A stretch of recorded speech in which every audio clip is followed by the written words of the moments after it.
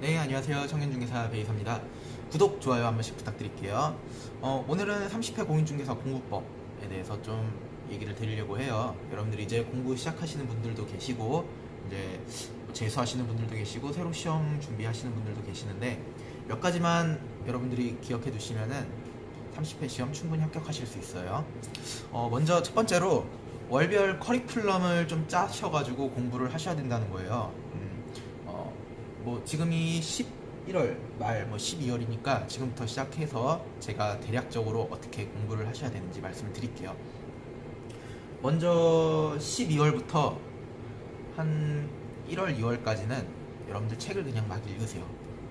책을 뭐 모르는 내용도 있고 아는 내용도 있고, 뭐 인터넷 강의를 들으셔도 좋고, 모르는 내용들은 일단 책을 많이 읽으셔야 돼요.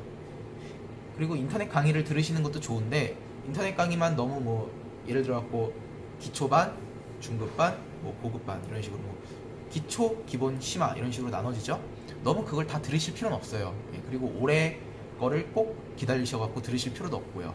거의 바뀌는 내용들은 많이 없어요. 그렇기 때문에 작년도 기본 심화 과정 아니면은 뭐 그냥 기본 과정만 한번 쭉 들으시면서 어느 정도 용어라든지 내용이라든지 이런 거를 머릿속에 약간 좀 숙지를 하시고, 그런 다음에 뭐 나오는 것 안 나오는 것 좀 기본서에다 체크를 해 두신 다음에 그 기본서만 계속 읽으시는 거예요. 이게 왜 다독이 중요하냐면은 적당히 읽으면은 머릿속에 안 들어옵니다. 이게 한 번 읽으면은 내용이 100이라 그러면은 한 20밖에 머릿속에 안 들어와 있어요. 근데 두 번째 읽을 때는 40이 들어와 있고, 세 번째 읽을 때는 50이 들어와 있고, 여섯 번째 읽을 때는 뭐 한 80%? 70%까지는 머릿속에 들어오겠죠?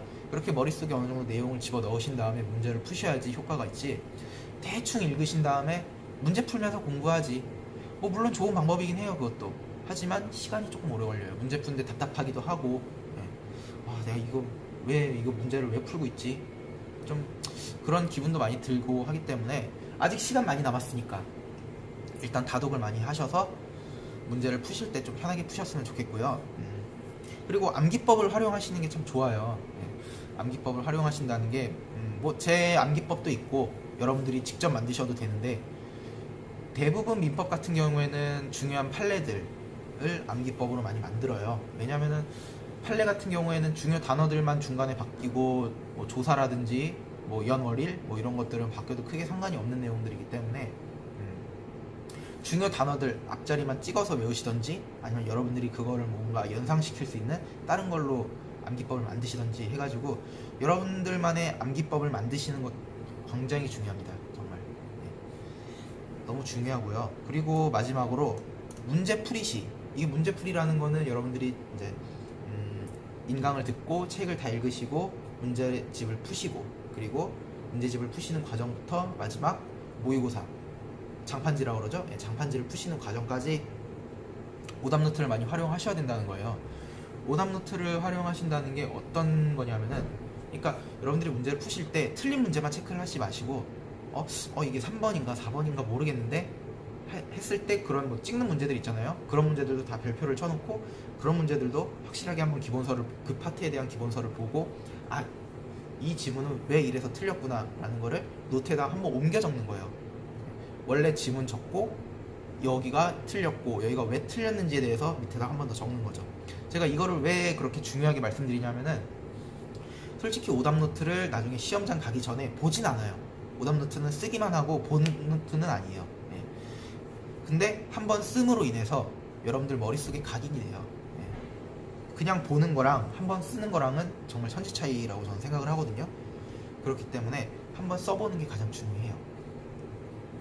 그리고 이제 월별 커리큘럼을 다시 얘기를 드리자면은, 마지막으로 얘기를 드리자면은, 그렇게 다독을 하시고, 그리고 못해도 4월에서 5월부터는 문제풀이를 들어가셔야 돼요. 문제풀이 들어가시면서 한 번 더 기본서를 보고, 오답노트 만드시면서 기본서를 보고 하면은 시간이 굉장히 오래 걸립니다. 오답노트 만들고 찾아서 다시 보고 쓰고 하는데 시간이 좀 오래 걸려요. 그러니까 그렇게 한 2달에서 3달 정도 전과목을 하시고, 그리고 늦어도 8월 중순부터는 장판지를 푸셔야 돼요. 모의고사집 이렇게 위로 넘기는 장판지 있어요. 여러분들 시험 전에 가면은 그런 거 다 팔아요. 그거를 최소 2권에서 3권은 푸셔야 돼요. 예, 한 권만 푸셔갖고는 좀 모자르고 2권에서 3권은 푸셔야 되고, 그리고 기출문제를 너무 맹신하시는 분들이 계신데 기출문제 풀어보시는 건 좋아요. 예, 이전까지 어떤 문제의 유형이 나왔는지 보시는 거 굉장히 좋습니다. 하지만 다른 문제를 안 풀고 기출문제만 가지고 푸신다 그러면은 힘들어요. 예, 솔직히 좀 힘들어요. 말 그대로 기출문제는 기출문제예요. 나왔던 문제고 앞으로 나올 문제는 여기서 안 나올 수도 있기 때문에 새로운 문제를 풀어보시는 것도 굉장히 중요합니다. 그리고 여러분들 공인중개사 시험은 머리가 좋고 젊고 그래서 붙는 시험은 아니에요. 제가 생각했을 때는 누가 더 오래 앉아있느냐, 누가 더 오래 책을 봤느냐, 누가 더 책을 많이 봤느냐, 끈질김과의 싸움이기 때문에 여러분들이 중간에 지금부터 시작하셔갖고 중간에 포기하고 싶고 그만하고 싶고 1차만 볼까? 이런 생각이 들으셔도 여러분들 절대 포기하지 말고 끝까지 엉덩이 붙이고 책을 읽으신다면은 10월 말 시험에서는 내년 10월 말 시험에서는 여러분들 모두 30회 합격생들이 되실 수 있을 것 같아요. 여러분들 모두 힘내시고요.